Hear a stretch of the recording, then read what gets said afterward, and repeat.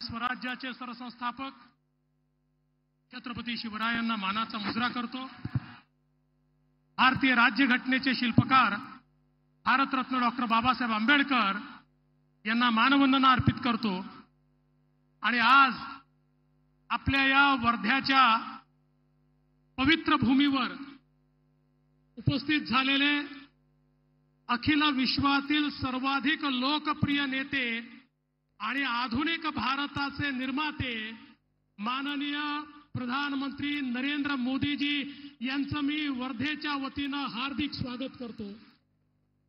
मंचावर उपस्थित माननीय राज्यपालजी, माननीय लोकप्रिय मुख्यमंत्री एकनाथराव शिंदेजी, उपमुख्यमंत्री अजितदादा पवार, केंद्रीय मंत्री जीतनराम मांझीजी, जयंत चौधरीजी, मंचावर उपस्थित सर्वच महाराष्ट्राच्या मंत्रिमंडळातील आमचे सहकारी मंत्री, आमदार, खासदार, सर्व मंचावरील प्रमुख नेते मंडळी आणि उपस्थित माझ्या भगिनी आणि बंधूंनो, आजचा दिवस हा अत्यंत महत्त्वाचा दिवस आहे।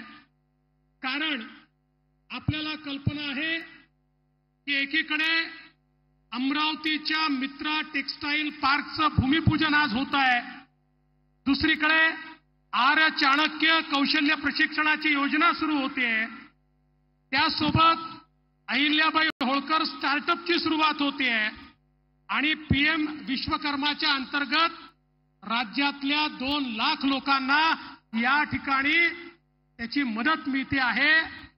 एकूण आपण विचार केला तर आज या एका कार्यक्रमामध्ये 6.5 लाख कुटुंबाचं चित्र बदलणार आहे, त्यांच्यापर्यंत रोजगार आणि अधिकारिता पोहोचणार आहे।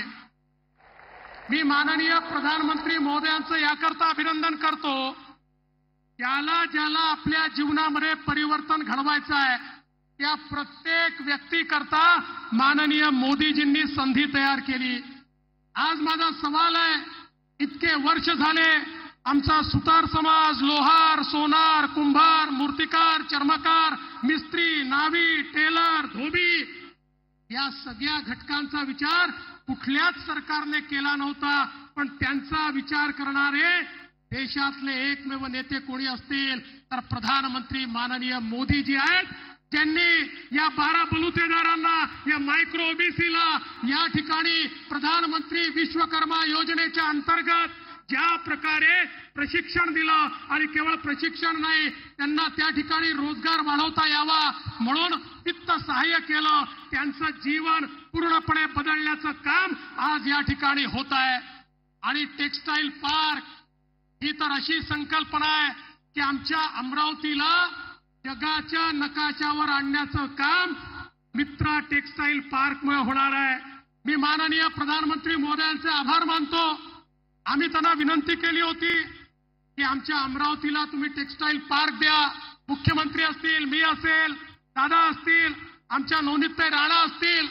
मुख्यमंत्री महोदयांनी देशात 7 पार्क दिले, त्यातला एक पार्क आपल्या अमरावतीमध्ये दिला, ज्या एका पार्कमुळे जवळजवळ 3 लाख लोकांना रोजगार हा त्या ठिकाणी मिळणार आहे। आणि कापसापासून कापडापर्यंत आणि कापडापासून फॅशनपर्यंत सर्व प्रकारचं इंटिग्रेशन हे त्या ठिकाणी होताना आपल्याला दिसणार आहे।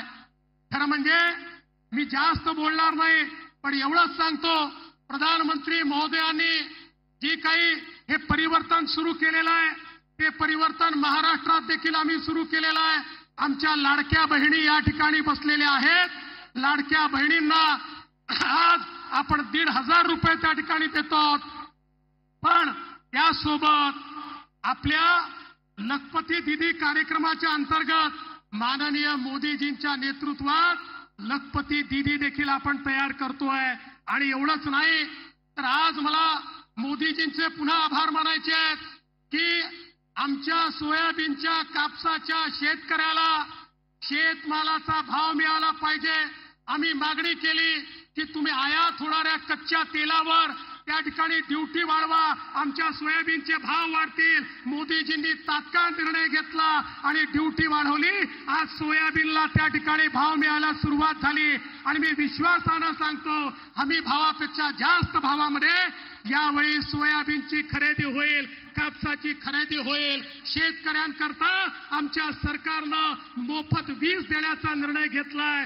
समाजाच्या सर्व घटकांच्या पाठीशी आपलं सरकार उभं आहे आणि म्हणून मी पुन्हा एकदा आपल्या वर्धा जिल्ह्याच्या माध्यमातून माननीय प्रधानमंत्री महोदयांचं मनापासून स्वागत करतो, त्यांचे आभार मानतो आणि माझं बोलणं संपवतो. धन्यवाद. जय हिंद, जय महाराष्ट्र. ग्रामीण अर्थव्यवस्था एवं पारंपरिक कारीगरों को नवसंजीवन देने वाली पीएम विश्वकर्मा योजना इसका ऐसा वर्णन करना होगा. अभी मैं आमंत्रित करना चाहती हूँ माननीय केंद्रीय मंत्री सूक्ष्म लघु और मध्यम उद्यम मंत्रालय श्री जीतन राम मांझी जी से अनुरोध करती हूँ कि वे अपना भाषण करें.